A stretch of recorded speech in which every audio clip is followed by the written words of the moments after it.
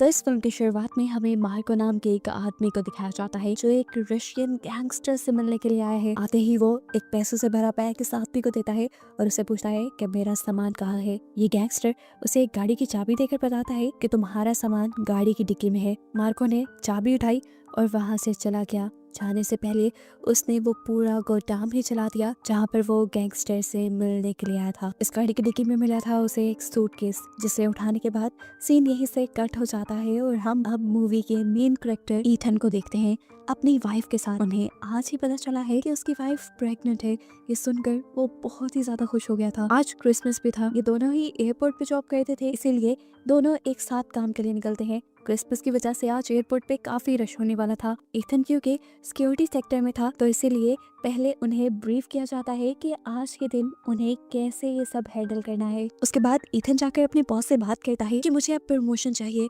मैं बोर्डिंग पे लोगों को चेक नहीं करना चाहता, मुझे लगेज स्कैन करने का काम चाहिए। बॉस उसे मना कर रहे थे क्योंकि आज के दिन कोई भी चेंज करना ठीक नहीं था, लेकिन उसका दोस्त जेसन यहाँ पर उसकी हेल्प करता है और बॉस से पूछकर उसकी और अपनी ड्यूटी चेंज कर लेता है, जिससे ईथन को फाइनली बैग स्कैन करने का काम मिल चुका था। अब सीन कट हो गए, हमें एयरपोर्ट के बाहर एक आरवी दिखाई जाती है जिसमें रायले नामी एक बंदे ने एक आदमी को किडनैप भी किया हुआ था और वह यहाँ सिर्फ चंद ही मिनट में एयरपोर्ट्स के सारे कैमरास को भी हैक कर लेता है। देखने को ये भी मिला कि इसी आदमी ने ईथन के दोस्त जेसन के घर पे उसकी फैमिली को किडनैप करने के लिए किसी आदमी को भेजा है। वो अब अपने मोबाइल में जब ओरिजिनल एयरपोर्ट के सीसीटीवी कैमरा की फुटेज देखता है तो हैरान हो जाता है क्योंकि अब जेसन की जगह ईथन बैठा हुआ था, जिसके बारे में उसे नहीं पता था। नजर तो साफ आ रहा था ये लोग कोई क्रिमिनल थे और क्रिमिनल एक्टिविटी करने वाले थे और अपने मकसद को अंजाम देने के लिए पहले जहाँ इन्होंने जेसन को ब्लैकमेल करने के लिए उसकी फैमिली को किडनैप करवाया था, अब उसकी जगह इन्हें ईथन की फैमिली का पता चलाना था। ये हैकर कुछ ही मिनट में ईथन का सारा बायोडाटा निकाल लेता है। उसे पता चलता है कि ईथन की फैमिली में उसकी वाइफ के अलावा कोई भी नहीं, इसीलिए वो अपने आदमियों को ईथन के घर तलाशी लेने के लिए भेजता है और वहाँ मौजूद एक रिपोर्ट से इन्हें ये बात पता चलती है कि ईथन की वाइफ प्रेग्नेंट है और वो अब इसी बात को ईथन की कमजोरी की तरह इस्तेमाल करके यहाँ एयरपोर्ट पे देखने को मिला कि किसी ने ईथन का सामान ईथन को ला के दिया था। इस सामान को देखकर ईथन बोला ये सामान तो मेरा नहीं, लेकिन तभी उसके मोबाइल पे एक मैसेज आया जिसमें लिखा था कि अपने कान में ये ईयरफोन लगाओ। वो हैरान हुआ और उसने ईयरफोन उठाकर अपने कान में लगा लिया। एयरबड को कान में लगाते ही एक बंदा ईथन से बात करने लगता है और उससे कहता है अगर तुम्हें अपनी और अपनी वाइफ की जान प्यारी है तो जैसा मैं कहता हूँ वैसा ही करो। ईथन को उसकी बातें समझ नहीं आ रही थी। तब वो आदमी बोला तुम्हें ज्यादा कुछ नहीं करना, थोड़ी देर में लाल टोपी पहने मेरा एक बंदा तुम्हारे पास एक सूटकेस लेकर आएगा, तुम्हें बस उसे स्कैन करने के बाद चुपचाप आगे पास कर देना है बिना कुछ बोले। अगर तुम ऐसा कर लेते हो तो समझो तुम्हारी और तुम्हारी वाइफ की जान बच गई। ईथन कोई चालाकी न करे, इसीलिए वो आदमी ईथन को यकीन दिलाता है कि वो ईथन के ऊपर पूरी तरह नजर रखे हुए है।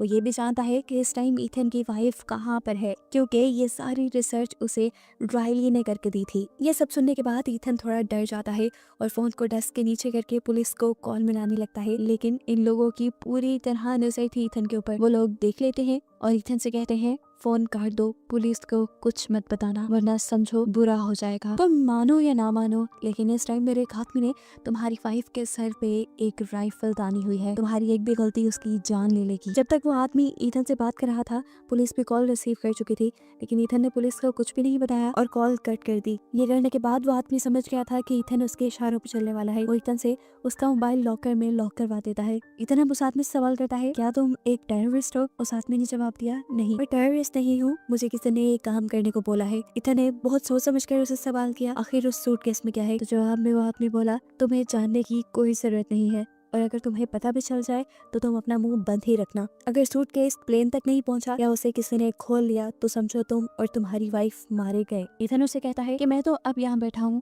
अगर यहाँ पे जेसन होता तुम लोग फिर क्या करते? जेसन भी तुम्हारी तरह ये काम करने को तैयार होता क्योंकि जेसन की फैमिली को भी हमने किडनैप करके रखा हुआ है, मतलब ये लोग पूरी प्लानिंग के साथ आए थे।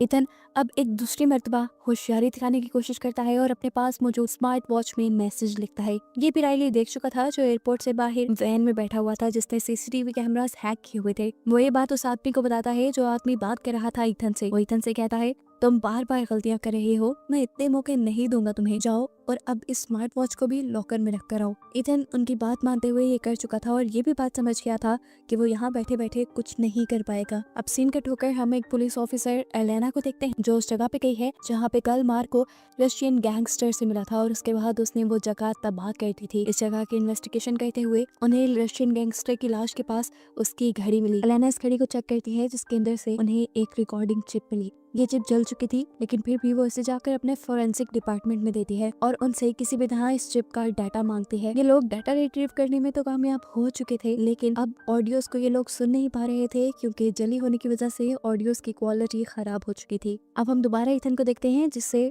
उससे बात करता हुआ आदमी कहता है कि कुछ ही देर में मेरा बंदा आने वाला है, जब तक वो नहीं आता तब तक हम दोनों बातें कर लेते हैं। ईथन उसकी एट गेट की आवाजों का अंदाजा लगाते हुए उसे एट गेट एयरपोर्ट में ढूंढ ही लेता है। उसने अंदाजा लगा लिया कि यह आदमी उसे नहीं देख रहा। मौके का फायदा उठाते हुए वो उठा जल्दी से और सामने वाले आदमी का बोर्डिंग पास देते हुए उसने इनविजिबल पेन से इसके ऊपर कुछ लिखकर इस बोर्डिंग पास को पुलिस को दे दिया। लेकिन वो नहीं जानता था कि उसके ऊपर तो नजर सीसीटीवी से रखी जा रही थी। राइली ने ये सब कुछ देख लिया और बता दिया उस आदमी को। अब पुलिस वाले को भी सारे मामले का पता चल चुका था। इससे पहले वो जाकर अपने पूरे डिपार्टमेंट को ये सब कुछ पता था। वो आदमी उठकर उस पुलिस वाले से टकरा जाता है।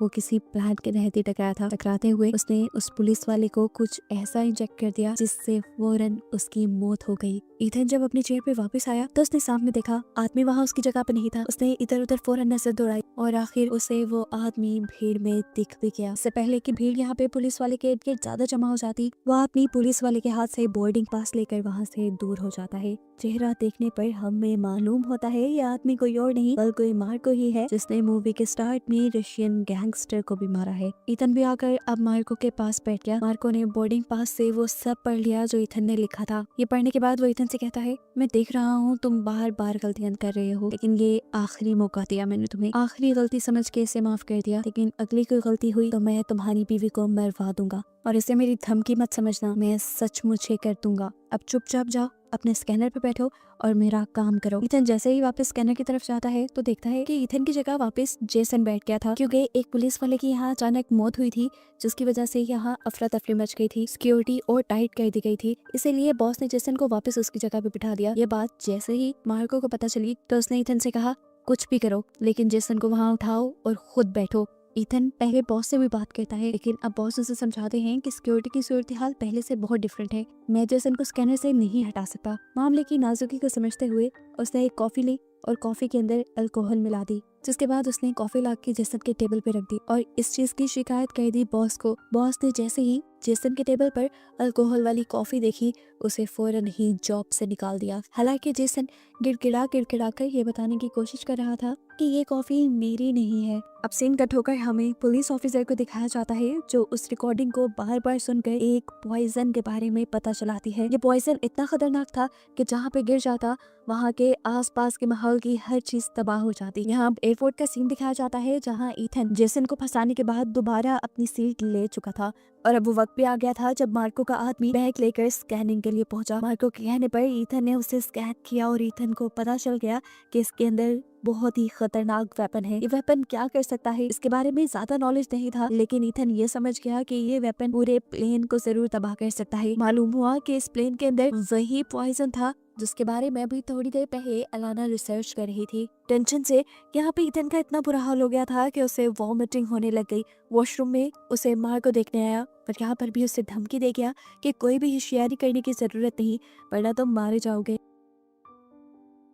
ईथन पीछे से उसे रोकता है और कहता है जिस प्लेन में तुम उस वेपन को लेकर जा रहे हो उसमें पूरे 2000 लोग हैं। उस आदमी ने जवाब दिया अगर वो प्लेन में ना किया तो वो यहीं पे चला दिया जाएगा और यहाँ पे 60,000 लोग हैं, फैसला तुम्हें करना है, तुम्हें 2000 लोगों को बचाना है या फिर 60,000 को। ईथन परेशान हुआ और उसने पूछा तुम क्यों मारना चाह रहे हो लोगों को। जवाब में मार्को बोला मैं किसी को मारना नहीं चाह रहा, मैं बस अपनी ड्यूटी कर रहा हूँ और मुझे वो करने दो। सीन दोबारा लाना की तरफ शिफ्ट होते हैं जिसे उसका एक साथी आकर बताता है कि अभी एयरपोर्ट से किसी ईथन नाम के आदमी ने पुलिस को कॉल की थी। पुलिस ने कॉल रिसीव भी कर ली लेकिन फिर ईथन कुछ नहीं बोला। थोड़ी ही देर बाद वहाँ पर एक पुलिस ऑफिसर की अचानक मौत हो गई, यानी वहाँ कुछ जरूर गड़बड़ी है। अलाना को एयरपोर्ट तक पहुँचने में कुछ टाइम लग रहा था इसीलिए इसलिए उसने पहले दूसरी फोर्स को एयरपोर्ट पर भेज दिया और उन्होंने जाकर सारी चेकिंग लाइंस बंद कर दी। चेकिंग लाइंस बंद होने की वजह से ईथन के बॉस ने भी सबको इकट्ठा कर लिया और यहाँ पर सभी सस्पेक्टेड लोगों की जांच होने लगी। ईथन ने अब अपना दिमाग चलाया और जल्दी से अपने बॉस का स्कैनर लेकर उसमें मार्को के आदमी का भी नाम डाल दिया, जिसका बैग उसने सही से स्कैन कर लिया था। ये करने के बाद वो बाहर निकल आया। बाहर आने पर जब मार्को ने देखा कि पुलिस ऑफिसर उसके आदमी को एक दूसरे रूम में लेकर जा रहे हैं, तो उसने ईथन से पूछा ये सब क्या हो रहा है, लेकिन ईथन ने कोई भी जवाब देने के बजाय ये कहा आई एम सॉरी, अब मैं तुम्हारा साथ नहीं दे सकता। ये कहते ही उसने एयरपोर्ट कांच से निकाल दिया और फौरन अपनी वाइफ से जाकर मिला। वो अपनी वाइफ को बचाना चाहता था, लेकिन फिर उसने देखा कि उसकी वाइफ के सर पे एक लेजर थी, जिसका मतलब था कि कोई उसके ऊपर गन पॉइंट किए खड़ा है। वो जान गया कि अगर उसने कुछ भी गड़बड़ी की तो उसकी वाइफ मारी जाएगी। चुपचाप वो दोबारा बाथरूम में आ गया। वो पैनिक हुआ था और उसके पीछे अब मार्को भी आ गया। मार्को उसे मारने लगा। अपने आप को बचाने के लिए ईथन ने भी अपनी इलेक्ट्रिक गन निकाल ली। वो मार्को के ऊपर ताने खड़ा था। तब मार्को ने कहा तुम सुधर नहीं रहे, तुमने बहुत गलतियां की और इसका अंजाम तुम खुद ही देखोगे। ये कहकर उसने उस बॉम्ब को एक्टिवेट कर दिया जो उस बैग में था और बोला पहले सिर्फ 2000 लोगों को मरना था, अब 60,000 लोग बनेंगे। ये कहकर उसने दिखाया वो बॉम्ब 10 मिनट के अंदर इस पूरी जगह को तबाह कर देता। मार्को ने उससे कहा कि अगर तुम सब लोगों को बचाना चाहते हो तो जल्दी से उस सूटकेस के पास जाओ, वहां जाकर मैं तुम्हें बता दूंगा कि इस बॉम्ब को कैसे डीएक्टिवेट किया जाता है। मार्को भागते हुए अब सिक्योरिटी रूम में आया जहाँ पर उस आदमी का बैग चेक हो रहा था।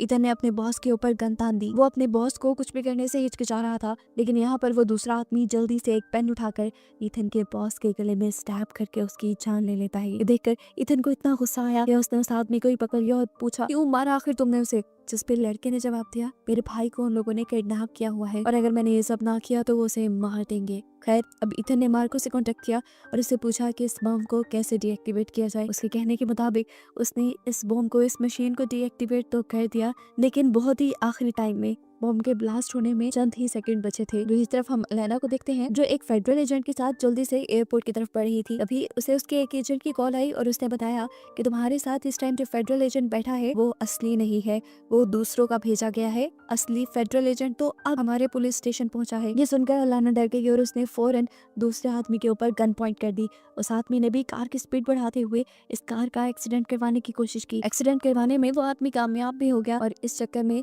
दोनों को बहुत बुरी चोट आई। यह आदमी नहीं चाह रहा था कि एलेना एयरपोर्ट तक पहुंचे। एक्सीडेंट के बाद का जब सीन हमें दिखाया गया तो उस आदमी ने अभी भी एलेना का गला पकड़ा हुआ था। एलेना अपना गला उसके हाथों से छुड़वाती है और फिर अपने गन से उसे शूट करते हुए वहां से बाहर निकल आती है। यहाँ ईथन मार्को के कहने पर उसके सूटकेस को प्लेन के कार्गो के पास लेकर जा रहा था। यहाँ हम देखते हैं कि मार्को ने अब उस आदमी से कांटेक्ट किया जो उस बैग को कार्गो तक ईथन के साथ लेके जा रहा था। उसने इस आदमी से कहा अब तुमने आखिरी काम करना है। वो आखिरी काम था ईथन को मारने का। ये सुनते ही उसने पीछे से ईथन के ऊपर गन पॉइंट कर दी, लेकिन शुक्र था कि सामने एक शीशे में ईथन ने ये सब देख लिया और उल्टा उसी के ऊपर वार कर दिया। इन दोनों की यहाँ लड़ाई चलती रही और इस सब में उसने बार बार ईथन को गोली मारने की कोशिश की, लेकिन एक मर्तबा गोली के बैग चलने की वजह से वो खुद ही मारा गया। मौके का फायदा उठाते हुए ईथन ने फौरन उसका मोबाइल लिया और अपनी वाइफ को कॉल करने की कोशिश की, लेकिन उसकी वाइफ बिजी होने की वजह से फोन नहीं उठाती। अब वो अपनी वाइफ को छोड़कर अपने दोस्त को कॉल करके बता देता है कि उसकी वाइफ की जान खतरे में है और ये मैसेज जाकर उसका दोस्त उसकी वाइफ को दिखा देता है। ये देखते ही नोरा बार बार अपने हस्बैंड को कॉल कर रही थी, लेकिन उसका फोन तो लॉकर में था। ठीक वक्त पे हम देखते हैं कि एलाना भी अब एयरपोर्ट पे पहुंच चुकी थी। उसने पूरे एयरपोर्ट को आधे ही सीज कर दिया, जबकि यहाँ कार्गो के पास अब मार्को आ चुका था और आधे ही वो ईथन को शूट कर देता है, लेकिन शूट होने के बावजूद ईथन भाग रहा था क्योंकि गोली सिर्फ उसकी टाउन में लगी थी। यहाँ पे मार्को ने ईथन से कहा मैं तुम्हें छोड़ दूंगा, बस तुम मुझे मेरा सूटकेस दे दो। ये देखकर ईथन नीचे आया और उसने सूटकेस बड़ी ही आराम से मार्को के हवाले कर दिया। देखने को मिला कि एलाना भी ईथन का पता पूछते पूछते कार्गो तक पहुंच गई थी। एलाना जब तक ईथन के पास पहुंची तो ईथन उसे धक्का देकर बाहर की तरफ भागने लगा। उसे जाते हुए ये बता दिया कि मेरी वाइफ की जान खतरे में है, मैं उसे बचाने जा रहा हूँ। और जाने से पहले उसने मार्को का सारा हुलिया भी उसे बता दिया। यहाँ अब देखने को मिला कि नूरा भागते हुए पार्किंग एरिया तक आ गई थी और अब उसे मारने के लिए यहाँ राइली भी आ चुका था, क्योंकि उसने सभी के मोबाइल हैक किए हुए थे और उसे पता चल गया था कि ईथन ने नोरा को सब सच बता दिया है। इससे पहले कि वो नोरा को मार देता, पीछे से ईथन आ जाता है। अब राइली भी गोली चलाने ही वाला था, लेकिन उससे पहले ही हमें गन शूट की आवाज सुनाई दी और राइली गिर गया। देखने को मिला कि वो आदमी जो कि सूटकेस लेकर प्लेन तक जा रहा था, जिसकी मौत हो गई थी, उसके भाई को राइली ने बंदी बनाकर रखा हुआ था और उसी ने राइली को मारा था। ईथन उस आदमी को देखकर ही समझ गया कि ये जरूर उसी लड़के का भाई है जिसे ब्लैकमेल करके मार्को अपना अपना काम निकलवा रहा था और अब ईथन ने उसे सब सच बता दिया कि तुम्हें बचाने के चक्कर में तुम्हारे भाई ने अपनी जान दे दी है। ये सुनकर वो बहुत ज्यादा दुखी हो गया। अभी भी मसले हल नहीं हुए थे। ईथन को अभी भी जाकर मार्को को किसी तरह रोकना था, उसे किसी भी तरह रोकना था कि मार्को प्लेन में ना बैठे। लेकिन अब काफी देर हो चुकी थी क्योंकि मार्को प्लेन में बैठ चुका था। यहाँ हमें पता चला कि ईथन ने एक अच्छा काम भी किया था। मार्को के सूटकेस के ऊपर एक नया स्कैनिंग स्टिकर लगा दिया था ताकि उस नंबर को जैसे ही वो ट्रैक करे तो उसे पता चल जाए कि मार्को इस टाइम कहाँ पे है। जब उस सूटकेस को स्कैन किया गया तब ईथन को पता चल गया कि मार्को प्लेन में पहुंच चुका है। वो जल्दी से अपनी वाइफ से कहता है, जाओ एयरलाइन डिपार्टमेंट के अंदर और उस प्लेन को टेक ऑफ होने से मत रोकना। मैं जल्दी से जाकर ईथन को रोक लूंगा। अगर प्लेन टेक ऑफ ना हुआ तो जरूर मार्को उस बम को वहीं पे ब्लास्ट करवा देगा। मैं उसे डिफ्यूज कर सकता हूँ, ये बात मैं जानता हूँ। नोरा भी यही बात जाकर फौरन अलाना को बताती है जो कि उस प्लेन को टेक ऑफ होने से रोक रही थी। उस प्लेन को टेक ऑफ होने दो, अगर वो प्लेन टेक ऑफ ना हुआ तो मार्को उस बम को एक्टिवेट कर देगा। लेकिन ईथन गया है प्लेन में, उसे बम डीएक्टिवेट करना आता है, वो सब संभालेगा। उसने पहले भी ये किया है। देखने को मिला कि ईथन भी टाइमली प्लेन के कार्गो में पहुंच गया था। प्लेन भी टेक ऑफ कर चुका था और अब ईथन सूटकेस को खोलकर उस बम को डिफ्यूज करने की कोशिश कर रहा था। जैसे ही उसने वो सूटकेस खोला, मार्को को इस चीज की खबर हो गई और वो जान गया कि जरूर प्लेन के अंदर ईथन ही आया है। अपने मिशन को बचाने के लिए मार्को भी आ जाता है कार्गो के अंदर। यहाँ आते ही मार्को ने अब ईथन को रोकने के लिए उसके ऊपर गोली चलाई। गोली इस मर्तबा भी ईथन के पाँव पे लगी और उसके बाद अपने बैग को लेने के लिए आगे बढ़ा। बैग इस टाइम फ्रीजर में था। उसने जैसे ही खोला उस बैग को तो देखा बॉम्ब के अंदर वो केमिकल नहीं था जिस केमिकल से हर चीज तबाह हो जाती है। देखने को मिला कि केमिकल इस टाइम ईथन के हाथ में था। गोली चलने की आवाज से यहाँ पायलट को भी पता चल गया कि प्लेन के अंदर कुछ ऐसे लोग हैं जिनके पास वेपन्स है, इसलिए उसने दोबारा प्लेन को एयरपोर्ट की तरफ ही मोड़ दिया। और यहाँ ईथन ने एक चालाकी की। खड़े होकर जल्दी से उसने मार्को को फ्रीजर के अंदर धक्का दिया और केमिकल को भी फ्रीजर के अंदर फेंक कर उसने फ्रीजर बंद कर दिया। केमिकल वहां पे फट गया। इस केमिकल ने मार्को का पूरा खून एक ही मिनट में खुश्क कर दिया था और वो वहीं पे मर गया। और ऐसे ईथन का मिशन सक्सेसफुल हो गया। उसने पूरे 2000 लोगों की जान बचा ली। प्लेन के वापस लैंड करते ही बहुत सी पुलिस इस प्लेन के पास आ चुकी थी, साथ ही अलाना भी। पुलिस ने ईथन को भी पकड़ लिया था, लेकिन अलाना जो सब सच जानती थी कि ईथन ने ही यहाँ सबको बचाया है, वो ईथन को छोड़ने का कह देती है और ईथन जाके सबसे पहले अपनी वाइफ से मिलता है। मूवी के लास्ट में हमें पता चलता है कि मार्को एक रशियन ऑफिसर को मारने के लिए ये सारा काम कर रहा था, लेकिन अब सबकी जान बच गई थी, इसीलिए सब सुकून से क्रिसमस मनाते हैं और कहानी यहीं पे खत्म हो जाती है।